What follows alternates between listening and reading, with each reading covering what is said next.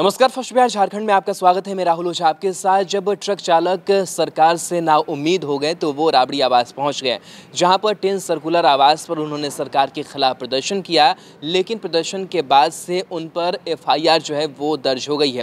दरअसल truck association का जो मांग है वो ये मांग है कि जिस तरीके से ट्रक पर ओवरलोडिंग को लेकर के लगातार प्रशासन की तरफ से चालकों को परेशान किया जाता है, ये ठीक नहीं है। और लगातार जो ट्रक चालक है उन पर कई तरीके के जो दबाव है वो लगातार सरकार की तरफ से बनाए जा रहे हैं और सरकार की तरफ से लगातार जो आदेश हैं वो भी ट्रक चालकों को लेकर के जारी किए जा रहे हैं। और इसी बीच ट्रक एसोसिएशन ने जो प्रदर्शन है वो किया और इस प्रदर्शन के बाद से उन लोगों पर जो एफआईआर है वो दर्ज की गई है।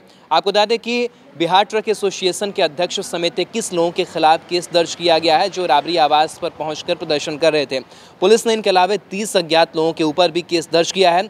शुक्रवार के दिन की अगर बात करें तो बिहार ट्रक एसोसिएशन की तरफ से राबड़ी देवी के आवास पर सरकार के खिलाफ जमकर नारेबाजी हुई थी, प्रदर्शन किया गया था। ट्रक एसोसिएशन की तरफ से बिहार ट्रक एसोसिएशन राज्य के अंदर ओवरलोडिंग को लेकर सरकार के निर्णय का विरोध कर रहा है। एसोसिएशन की तरफ से कहा यह जा रहा है कि सरकार के सामने कई बार मांग रखी गई कि ओवरलोडिंग के नाम पर ट्रक संचालकों को परेशान नहीं किया जाए, ट्रक चालकों को परेशान नहीं किया जाए। सरकार पर अपनी मांग का असर नहीं होता देख एसोसिएशन के लोगों ने राबड़ी आवास पहुंचकर शुक्रवार को प्रदर्शन करने का फैसला किया। वहां पर प्रदर्शन किया गया और साथ ही साथ जो एफआईआर दर्ज की गई है उसमें कहा यह गया है कि यह जो इलाका है प्रतिबंधित क्षेत्र है और कोरोना के कारण इस प्रदर्शन की अनुमति नहीं दी गई थी। पुलिस ने अब इस मामले में एसोसिएशन के अध्यक्ष भानु प्रताप के साथ साथ कुल 14 वाहन मालिकों और 30 अज्ञात लोगों के खिलाफ बिना अनुमति नारेबाजी करने, महामारी एक्ट और आपदा प्रबंधन की धाराओं के तहत केस दर्ज किया है। तो सरकार से जब नाउम्मीदी दिखी तो राबड़ी आवास पर जाकर प्रदर्शन किया और अब उन पर एफआईआर दर्ज हुई है। बहरहाल और भी कई जो बातें हैं सरकार की तरफ से, जो नया आदेश है ट्रक संचालकों को लेकर के वो जारी किया गया है, वो भी आपको बता देते हैं। बिहार में ट्रक वालों को अब सावधान होने की ज़रूरत है। सरकार के निर्देश के बावजूद भी ट्रकों पर बालू या गिट्टी लोड कर ढोया जा रहा है। कई जिलों में अब तक सैकड़ों ट्रकों को प्रशासन ने जब्त किया है और इन तमाम बातों का जो विरोध है वो ट्रक संचालक कर रहे हैं। गलती करने वालों से जुर्माना वसूला जा रहा है और हिदायत भी उनको दी गई है कि ये तमाम नियमों का पालन करें, नहीं तो उनके ऊपर कार्रवाई की जाएगी। बिहार में अब 14 चक्का या उससे अधिक के ट्रकों से बालू और गिट्टी की ढुलाई पर रोक लगा दी गई है। राज्य सरकार ने तत्काल प्रभाव से इस पर रोक लगा दी है।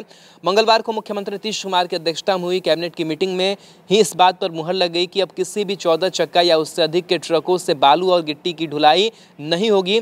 कैबिनेट में हुए निर्णयों की जानकारी देते हुए परिवहन सचिव संजय अग्रवाल ने बताया था कि भारी मालवाहक वाहनों द्वारा ओवरलोडिंग रोकने और उसके प्रभावी नियंत्रण के लिए 14 चक्के या 14 चक्के से अधिक डंपर ट्रक सहित वाहनों को बालू और गिट्टी के परिवहन हेतु प्रतिबंधित किया गया है। वाहनों के निबंधन रजिस्टर में निर्धारित लदान क्षमता के आधार पर भारी मालवाहक वाहनों के डाला की ऊंचाई का निर्धारण भी किया गया है। तो ये ओवरलोडिंग को लेकर ही जो ट्रक एसोसिएशन ने राबड़ी आवास पर जो प्रदर्शन है वो किया था।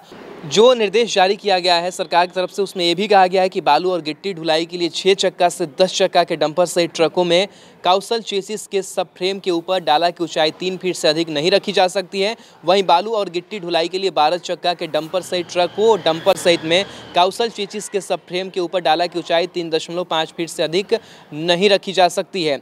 जिला प्रशासन द्वारा ट्रक एसोसिएशन से अपील किया गया कि वे लोग विभागीय निर्देश के आलोक में 14 चक्कों और उससे अधिक चक्के के ट्रकों का प्रयोग बालू गिट्टी के उठाव और परिवहन के लिए निषिद्ध कराएं ताकि ओवरलोडिंग की समस्या उत्पन्न नहीं हो। नियमों की अवहेलना करने पर वाहनों को जब्त करते हुए जुर्माने की राशि की वसूली की जाएगी।